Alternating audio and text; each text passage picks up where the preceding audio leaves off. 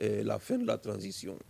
Oui, et quoi de plus normal pour les forces politiques, et surtout sociales, de demander l'organisation des élections conformément à la charte des partis politiques de 2005 qui, en son article D, indique clairement que les partis politiques sont créés pour la conquête et l'exercice du pouvoir.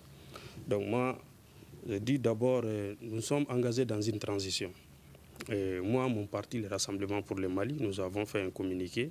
D'ailleurs, l'un des premiers communiqués qui a été fait par rapport à la fin juridique de la transition.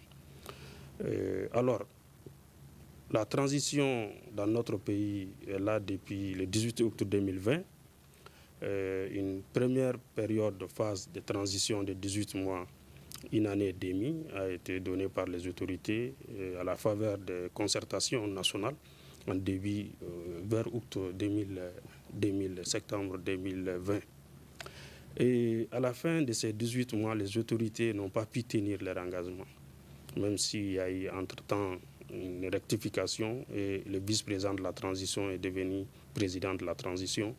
Et lors de sa prestation de serment, son investiture, il s'est engagé à respecter cette durée de transition.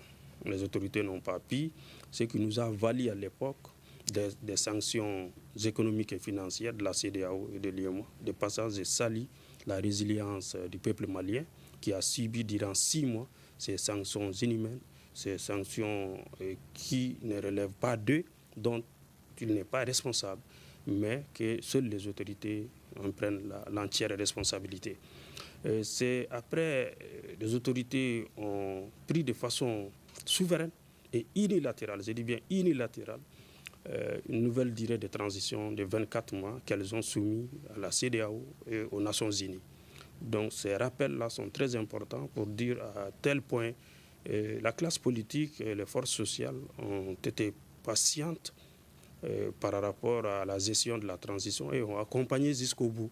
Mais il s'agit encore une fois des engagements pris par les autorités de la transition et la charte révisée d'ailleurs parlait de ça. Mais il y a une nuance quelque part. Parce que pourquoi? Moi, je mets toujours devant les engagements des autorités parce que c'est très important.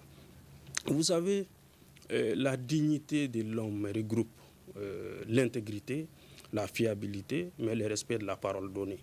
Et c'est ce qui est vrai. Moi, je pense que même si on mettait les textes de côté, des responsables d'un pays qui s'engagent à faire des choses à des reprises et qui n'arrivent pas à les faire, doivent sortir de ces silences-là pour communiquer, informer les peuples, informer la classe politique, les forces sociales.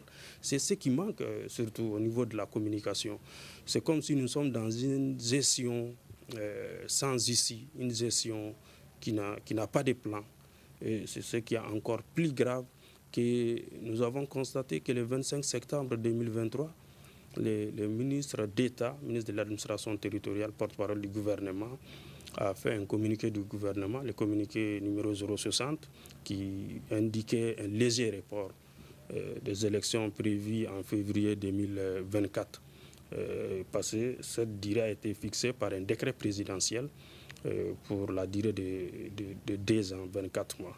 Et malheureusement, voir que des autorités restent silencieuses jusqu'à ce que cette période-là expire et que la classe politique et les forces sociales se manifestent.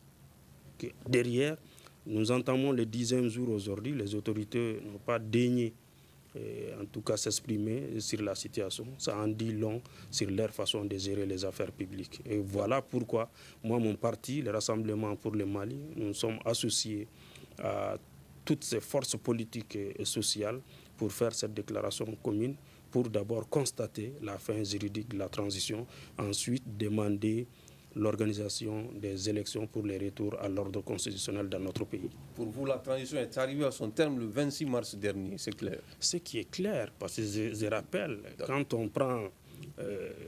parce que d'aucuns disent que la charte fait référence aux recommandations des assises nationales de la refondation. Et moi, je rappelle quand même que les assises nationales de la refondation, quand on lit les recommandations, on dit les délais avancés varient de 6 mois à 5 ans. Les délais avancés par qui? Par les participants aux assises. Donc varie, c'est les Français.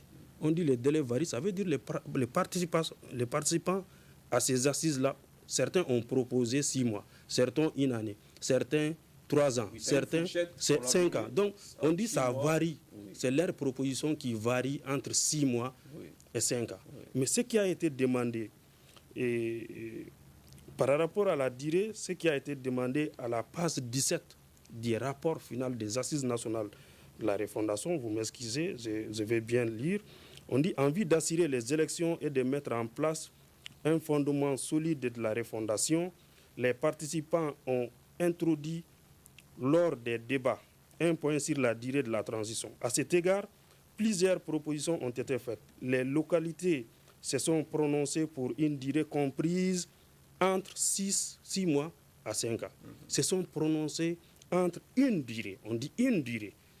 Ça veut dire que les autorités avaient la latitude de prendre une durée dans cette fourchette-là.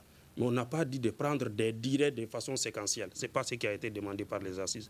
Les assises ont bien dit une durée de transition entre 6 à 5 ans. Si le président de la transition voulait, il pouvait prendre 5 ans directement.